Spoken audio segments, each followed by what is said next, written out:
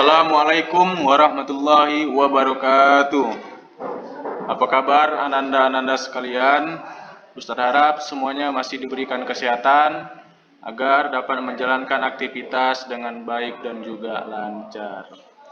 Baik, kita bertemu lagi di pertemuan yang ketiga. Kali ini kita akan membahas tentang menggambar ragam hias. Tentunya di sini semuanya bertanya-tanya, kira-kira apa sih yang dimaksud dengan menggambar ragam hias? Menggambar ragam hias itu merupakan bentuk dasar hiasan yang biasanya akan menjadi pola yang diulang-ulang dalam suatu karya kerajinan atau seni. Karya ini dapat berupa yang pertama tenunan, batik, songket, ukiran, dan juga pahatan. Nah, jadi yang dimaksud dengan ragam hias itu merupakan bentuk dasar hiasan yang biasanya akan menjadi pola yang diulang-ulang. Hal ini dapat kita temukan pada corak-corak yang ada di kain batik. Itu salah satu contohnya. Kalau kalian pernah lihat di kain batik tersebut, pasti ada motif ataupun pola yang berulang-ulang ataupun sama bentuknya. Jadi contohnya seperti gambar bunga. Kalau di kain batik tersebut ada banyak sekali corak gambar bunga yang sama bentuknya, seperti bunga melati. Di situ ada banyak polanya yang sama. Itulah yang dimaksud dengan pengertian ragam hias. Kemudian yang kedua yaitu motif ragam hias. Motif ragam hias ini dapat diterapkan pada media 2 dan 3 dimensi yang memiliki ciri khas berbeda dan diambil dari bentuk-bentuk.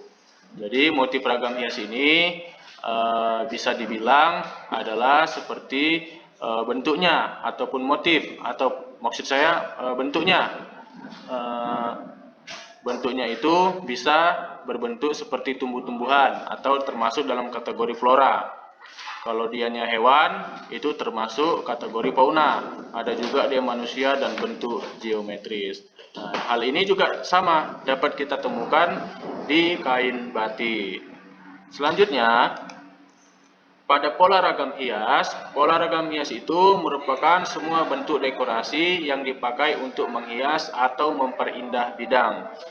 Baik dalam bentuk 2 dimensi, berupa gambar hiasan dan anyaman ukiran, maupun 3 dimensi yang berupa seni bangunan, perabotan rumah tangga, kerajinan tangan, dan lain sebagainya.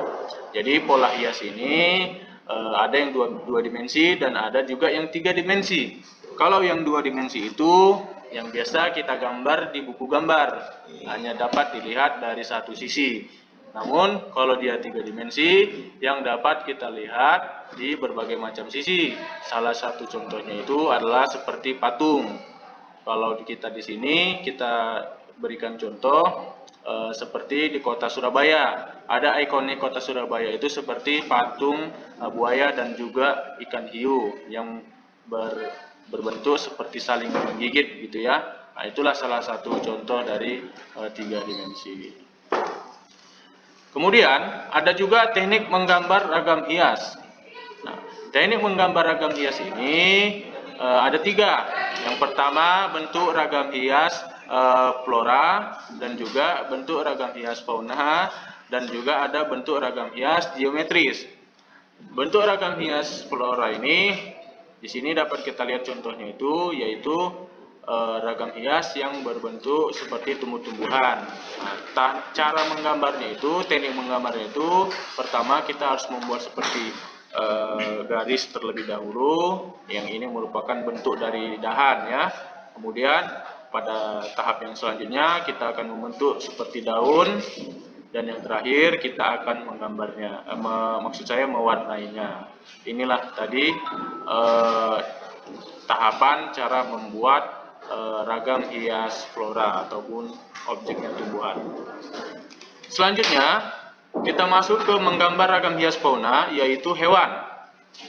Ya, di sini motifnya itu berbentuk seperti hewan. Nah, ini dapat kita lihat contoh gambarnya itu. Pertama dapat kita menggambar paling dasarnya itu seperti menggambar burung ini, kita membuatlah seperti gambar burung yang sangat polos, belum ada corak. Kedua, kita berikan coraknya, dan yang ketiga kita warnai. Begitu juga dengan yang bawah, seperti ayam, dibuat seperti lingkaran setengah jadi, lingkaran bulat yang kemudian digabungkan, dan kemudian kita berikan corak seperti ini, dan juga di akhir kita warnai.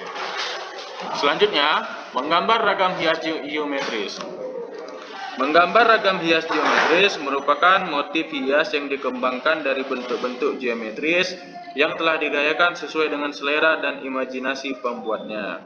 Gaya ragam hias geometrik ini dapat dijumpai di seluruh daerah Indonesia seperti Jawa, Sumatera, Kalimantan, Sulawesi, dan juga Papua.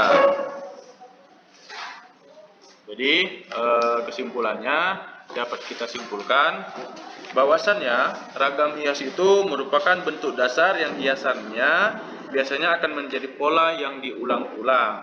Hal ini dapat kita temukan pada kain batik ataupun ukiran ataupun pahatan pada bangku ataupun meja. Untuk itu di sini Ustadz akan berikan tugas kepada anak-anak sekalian, kerjakanlah soal pilihan berganda pada buku LKS, tepatnya pada halaman 16 sampai dengan 18. Ingat, yang dikerjakan itu hanya pilihan berganda dan juga isian. Silahkan tuliskan jawabannya itu di buku LKS. Isinya itu jangan di kertas atau di buku ya, tapi langsung saja di buku LKS-nya untuk menjawabnya. Nanti silahkan dikumpulkan sama wali kelasnya. Baik, itu saja yang bisa Ustadz sampaikan. Lebih dan kurang mohon maaf. Mari sama-sama kita berdoa agar pandemi ini bisa cepat berakhir, agar kita bisa kembali belajar secara tatap muka. Baik, itu saja. Billahi taufiq wal hidayah. Wassalamualaikum warahmatullahi wabarakatuh.